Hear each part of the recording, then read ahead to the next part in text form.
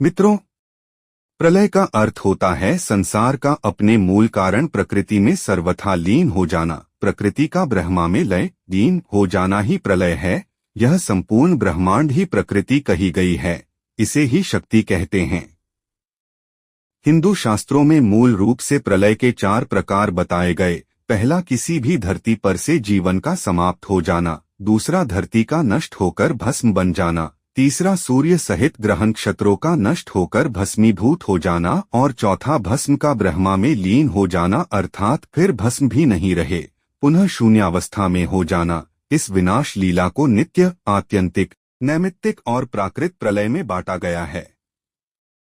जिसका जन्म है उसकी मृत्यु भी तय है, जिसका उदय होता है उसका अस्त होना भी तय है, ताकि फिर उदय हो सके। यही सृष्टि चक्र है। इस संसार की रचना कैसे हुई और कैसे इसका संचालन हो रहा है और कैसे इसके विलय हो जाएगा, इस संबंध में पुराणों में विस्तार से उल्लेख मिलता है। पुराणों में सृष्टि उत्पत्ति, जीव उद्भव, उत्थान और प्रलय की बातों को सर्गों में विभाजित किया गया है। हालांकि पुराणों की इस धारणा को विस्तार से समझा पाना कठिन है, इसीलिए हम ब्रह्मांड की बात न करते हुए सिर्फ धरती पर सृष्टि, विकास, उत्थान और प्रलय के बारे में बताएंगे। जब जब पृथ्वी पर प्रलय आता है, भगवान विष्णु अवतरित होते हैं। पहली बार जब जल प्रलय आया तो प्रभु मत्स्य अवतार में अवतरित हुए, और कलयुग के अंत में जब महाप्रलय होगा तब कल्कि अवतार में अवतरित होंगे। कब होगी प्रलय जानिए।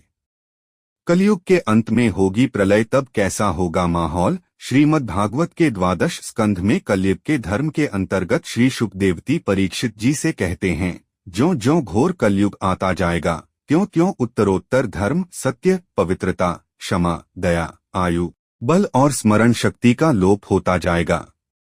अर्थात लोगों की आयु भी कम होती जाएगी जब कलिकाल बढ़ता चला जाएगा।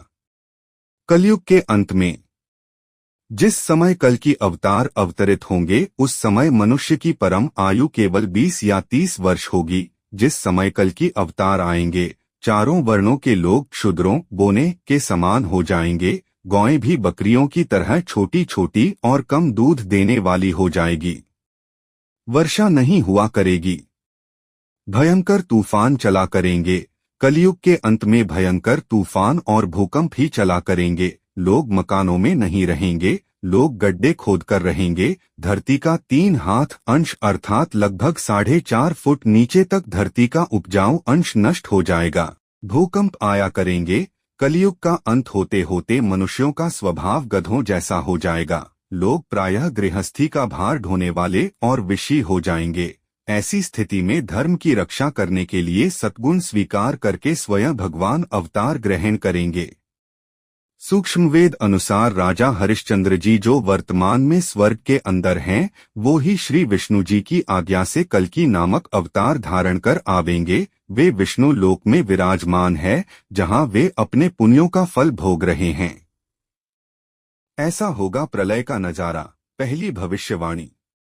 महाभारत में कलयुग के अंत में प्रलय होने का जिक्र है, लेकिन यह किसी जल प्रलय से नहीं बल्कि धरती पर लगातार बढ़ रही गर्मी से होगा। महाभारत के वन पर्व में उल्लेख मिलता है कि कलयुग के अंत में सूर्य का तेज इतना बढ़ जाएगा कि 7 समुद्र और नदियां सूख जाएंगी।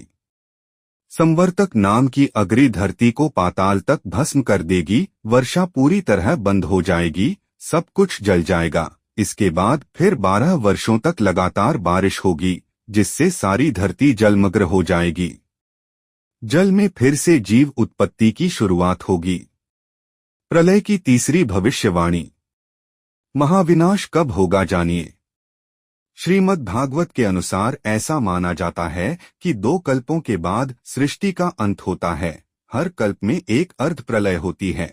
2 कल्पों का अर्थ है कि 2000 चतुर्युग। इसी प्रकार दूसरा कल्प पूरा होने पर प्रलय आता है, यानी सृष्टि का विनाश हो जाता है। इसके बाद पुनः सृष्टि की उत्पत्ति होती है और यही क्रम अनवरत जारी रहता है।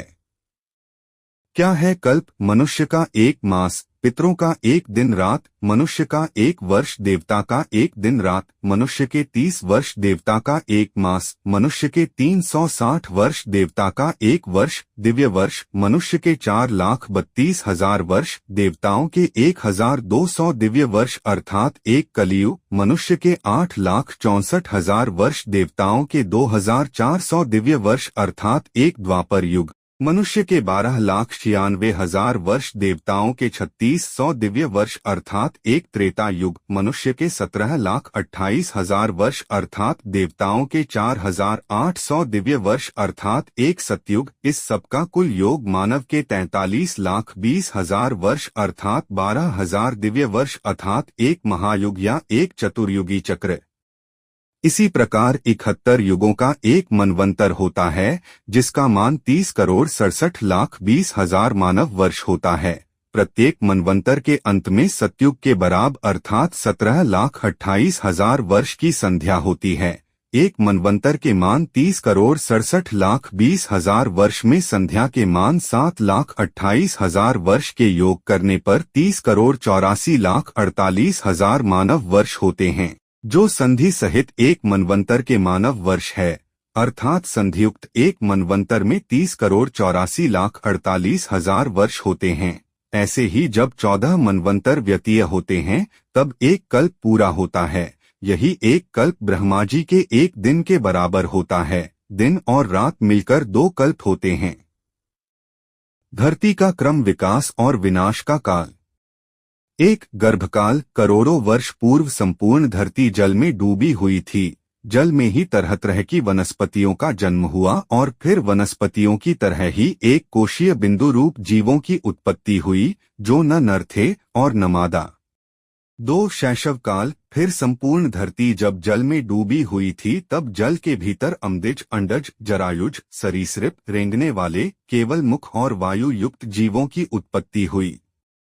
3. कुमार काल। इसके बाद पत्रऋण, कीटभक्षी, हस्तपाद, नेत्र, श्रवणेन्द्रियों युक्त जीवों की उत्पत्ति हुई। इनमें मानव रूप वानर, वामन, मानव आदि भी थे।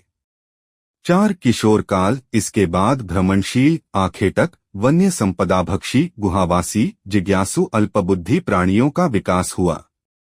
5. युवा काल। फिर कृषि, गोपालन, प्रशासन, समाज संगठन की प्रक्रिया हजारों वर्षों तक चलती रही।